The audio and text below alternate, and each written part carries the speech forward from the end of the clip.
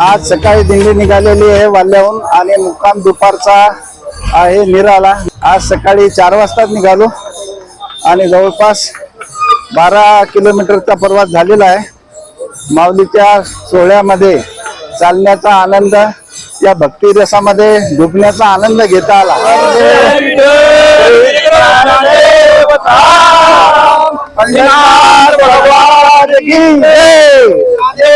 महाराज की जय, महाराज की जय। असा सगळा हा भक्तीचा मेळा चाललेला आहे पंढरपूरच्या दिशेनं। असा आहे हा संत ज्ञानेश्वर महाराज पालखी सोहळा।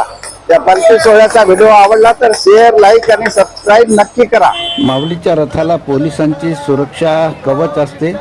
दोन्ही बाजूने पोलीस रस्सी घेऊन त्याच्यामध्ये माऊलीच्या रथाचं मार्गक्रम करण्यास मदत करतात, सहकार्य करतात, सुरक्षा करतात। हजारो भक्तांच्या दर्शनाची व्यवस्था सुलभतेने करतात। माऊलीच्या रथाच्या मार्गक्रमणाच्या साठी सहकार्य करतात।